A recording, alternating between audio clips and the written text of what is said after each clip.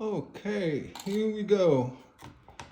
As promised, I went out and grabbed the new, well, new for me. I've never seen this cutter before. Kobalt. Yeah, it's a Lowe's brand, and yeah, it's very short description on the back. Just telling you some warnings and no mention on the hone of the wheel, other than it's a tungsten carbide cutting wheel. Basically, that's your standard carbide wheel that comes in all the glass cutters we're familiar with. I'm going to be able to tell the honing of the wheel, or at least get close to it. I don't know how to open this. Let's see. I'll just rip it. Here we go. Here we go. You know, what piqued my interest is this finger hole. And, you know, it's got a thumb rest and a finger hole. This cutter, it's designed for draw cutting, basically coming towards you. I mean, you could push, but it seems a little awkward that your wrist is gonna go up high. Unless you come straight down. I got the camera in the way, so if you come straight down from the cutter, you can probably still see what you're doing. But for the most part, it's designed to draw. And being the angle at the bottom, you can't go too low, you're gonna hit. So you wanna keep like that. This also seems a little bit wide here for cutting from a pattern, but nonetheless, I mean, it feels good in your hand, has a nice grip. You could probably flip it this way, put your middle finger in here, or let's see, that, no, let's say like that, no. Well, you could probably hold it like this, yeah, and push. But then the problem is this area prevents you from seeing what you're doing, right? That would be an issue. Yeah, hold it like that. So this cutter is mostly designed for scoring straight lines and you know, drawing towards you. What I did is I found a piece of you read that. It's I think it's a pot white. Yeah. Solid white opal. I can get it in focus. Come on, get in focus. Here we go. It's a spectrum. This glass is used mostly for doing, you know, dedication plaques for windows, church windows. It's just solid white, you know, no wispiness. And then I brought a piece of the Spectrum 308.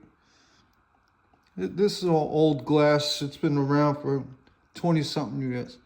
But this is a standard for stained glass cutting. And we're here, and you could kind of see through it, right? With the pot white, you can't see. Maybe a little shadow. Bottom line is, white glass, the principal mineral to use for white glass is antimony. And you have cobalt for blue, and seleniums for red, and what have you. But white is antimony. Antimony is used for making porcelain. It's a very, very hard material. That's why it's difficult for a lot of folks using a pistol grip, silver schnitz. What happens is I'll bring them all out.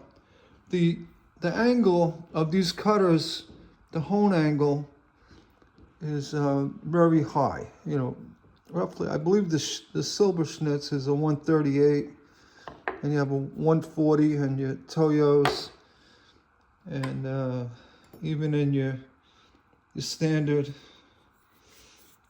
Fletcher type cutters, these are like 130 some odd, 135. I don't recall the actual number. The older Red Devils that we had were 124, 128, and we were able to cut some really dense white, white with antimony or overall cutting. It was that's why the old Fletcher cutters were really good. This one supposedly has a 120. I don't think that's true. I've never heard of maybe a 128, but I'm gonna find out. I mean, I get out and look at it on a microscope, but just if it's made for plate glass, it's regular window glass, probably has a 130, a 135, in that range. I doubt it's a 120, but I'm open minded. What got me, if you buy a hardware store glass cutter, I even have one here. I have it in the shop. It's a plain steel wheel, which will not last long. I mean, you get a couple of miles out of it, but this one, they can't say if it's not true. It's a carbide. It's tungsten carbide, which will last a very long time. And if it's designed for float glass cutting, this is like the tool to have. If you're doing window glass, 1/4-inch plate, or cutting white glass, which is, like I said, it has antimony in it. That's why it's hard to cut. So I'm not going to talk any more about it. I'm just going to get right to it. I'm going to go right to the antimony, without any delays. I got a little oil right here. I use my little dipper. You can see that, yeah. Always, you don't need a reservoir. You just give a little dip. And I'm gonna go right to it. I'm gonna hold it like this. I'm kind of not going like that. Just kind of resting my finger there. And I'm going up a little high on it. I'm not. Maybe you can go low, but you can go a little high on it. And go right to it. And I was using about, I'm going to say about 7 pounds of pressure. I know because I know the pressure. Because white glass, you hardly hear a score. All right? So I'm just going to go right out. And that cut like butter. Literally, it cut easier than I thought it would. So let's go back. I'm going to go ahead and without a straight edge. And again, I'm putting this part right in my palm. So it feels comfortable there. Instead of trying to choke up, I mean, you could, but here it gives me a little bit more angle without struggling with it. I'm going to try it again. And I could see the wheel. You can hear a light score. It cuts like butter. Literally cuts like butter. Alright, so put that aside. Let's try good old standard I cut over the label. Cut that. Same pressure. See, now look, very hard to break. And that's a 135 wheel.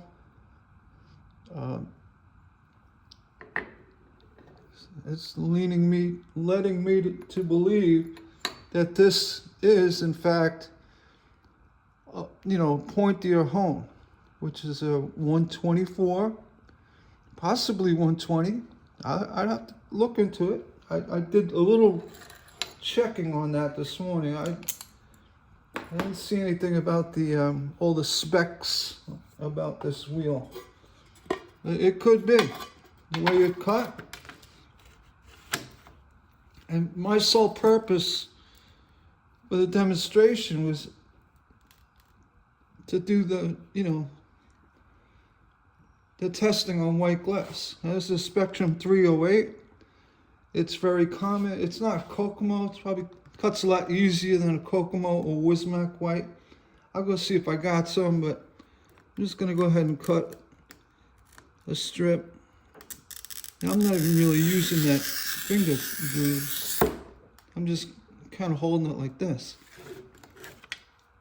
And my hand went right to that. Let's see, it's going to go ahead and snap it. And my finger right on the score. Just snap it away. And I'm telling you, this thing is cutting this white glass like nobody's business. I mean, really, I'm actually shocked. Let's try it again. Now, I'm going to try the pushing way. You can see that? Actually, if you hold your finger right here, kind of resting the side of it to keep it from going like that. Your thumb here, get a little more of an angle to it. It's actually pretty comfortable. This area in your palm, and then there is a little groove here. Your thumb, finger right there. None of this. There's no reason to get your finger all the way down, unless you gotta. I mean, but it's gonna restrict what you can see. The movement. So just by grabbing this cutter, and this is the first time I'm using it, seems like the most comfortable way. Here, finger on the side, and somewhere up here. Yeah, just like that. I'm going to try to push. And remember, you got to be careful of this area of the cutter. You don't want to go too low where you're going to hit the glass. So you want to come up right about like that. So let's try it. And I could, if I had a line down there, I could see it. Here, you always have the problem coming off with the harder, the more meat of the cutter head here when you come up the edge. So for push cutting, I wouldn't recommend this at all. And you can see, if you hold, you don't have to add a little dot. Excuse me. If you take a glass and you kind of bend it in the light, you could bend it in the light, you could see where that score is. You don't play games with that little dot. It really cuts fine. I mean, end of review. Yeah, get it for $11. A carbide wheel cutter for $11. Great for doing regular strip cutting. I'll get some of this blue out. A little less pressure. I probably put about 5 pounds on that one. So here, it cuts really nice. So it's not exclusively used for white glass, but it does cut it really well. See, I had a broken one with my regular cutter. Go right back to it. I'm gonna stand here. Well, see, it went off, and hit the edge of the glass with this. It really, it just cuts like butter. If you guys aren't a draw cutter yet, you will be. You're gonna find that once you start becoming successful drawing a glass cutter, the pushing days are over. And I explain, besides the bumps, the crevices, getting stuck in a line, and the overall control, the kinetic energy of pulling, how it's superior than pushing. You know, when you draw, all your energy, kinetic energy is coming towards you. You go right through the divots, the bumps, the crevices, and the loop-de-loops. You know, like the water glass. And you know, if you stand with your work table off to your side, your cutting side, you could easily see the line you got to cut. Or if you put a template down, you could easily see it.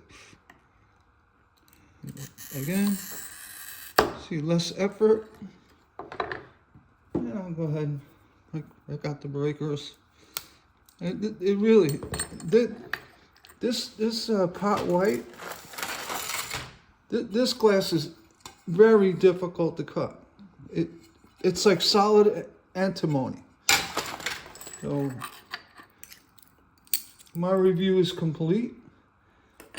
There are different ways to hold it. If you hold it as intended, I guess for small hands, you know, you can kind of get on it. But I find your wrist will have to be bent more like that.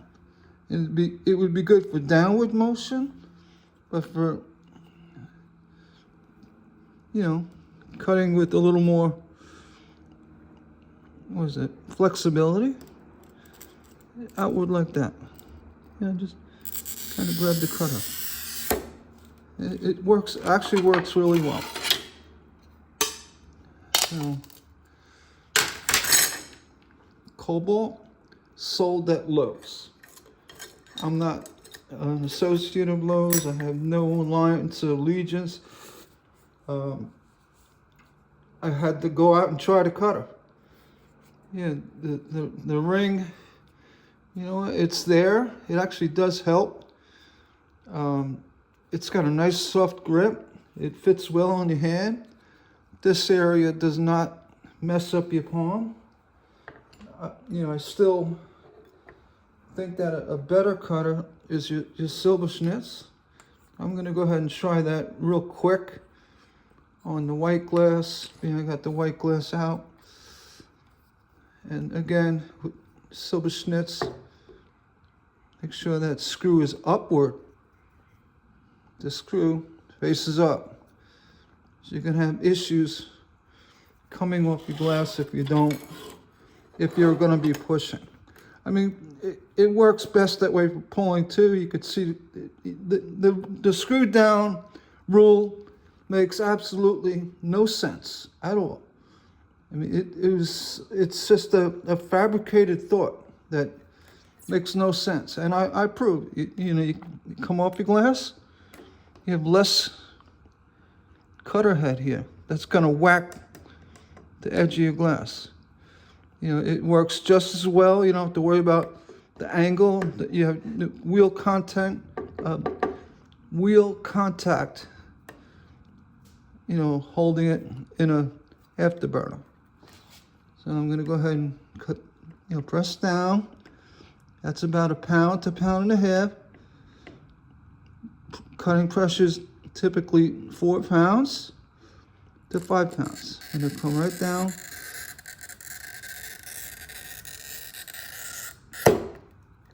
Yeah. And here we'll use this snippet. You know, the run started. I mean, I can play games. Chase the run. No. When you have glass that's loose or starting to break, finish the break. Just break it. If you start flipping it, playing with it, chasing the run, you got a better chance of cutting yourself. And you know from my previous videos, my biggest rule about cutting glass is safety. The safety rule is number one. I mean, there's no question about it. I mean, it's, I could play, see, yeah, I could feel this with this pot white. This cutter wants to go ahead and, veer off a little bit. It's not as strong as a bite as this. So I'm going to say that wheel, the Silversmith still worked well. This is a 138 wheel, I know that. Whereas a Toyo is all your Toyo tips on 140. But still, the control of the afterburner with a Silversmith with the screw facing up actually works pretty good. But for an $11 cutter, that you have trouble, you start cutting some white, very dense white glass, or glass that says, I'm not breaking for you today, break it out. And if you're gonna cut window glass, it's what you want to use. This is actually the angle of the home is too flat for, I mean, you could still cut window glass, but you try to cut a 1/2 inch or 1/4 inch or thicker, 7mm glass, it won't cut as well as this. Actually, the sharper hone, you don't need as much pressure. Where here you might need a little bit more pressure to break the surface of a float glass. Float meaning that when the glass is made, it's floated out. It's got arsenic in it that helps that glass keep the impurities out, and also it'll actually harden the edge of the surface of the glass. That's why a sharper wheel is needed. Right? It's not a duller wheel. It's just a sharper point, sharper hone. Typically, you go to a hardware store, the glass cutters are, 130, 130, 128. All right. So thumbs up, Kobalt. You did it. $12. All right. With that, we're shutting this one down. And if you have any questions or comments, please, shoot it down below. I like to know what you think. If you have one of these cutters, or you find another cutter, you say, hey, Gary, check it out. I'll check it out. But that's kind of my full review on this cutter.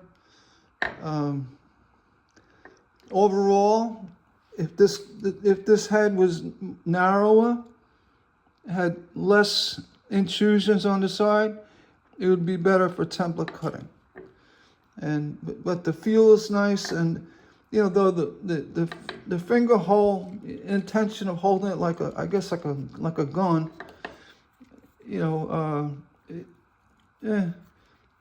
just make one with a thinner head and a nice handy grip like that. Maybe a little bit more of an angle. I'll go talk to the engineers. All right, yeah, if you like the video, or you want to comment, please do below. And then subscribe, or give me the thumbs up. I love the thumbs up, but I love the comments more. So just say hello. Say, hey, I got that. And with that, I'm going to turn this one off, and you have a nice day.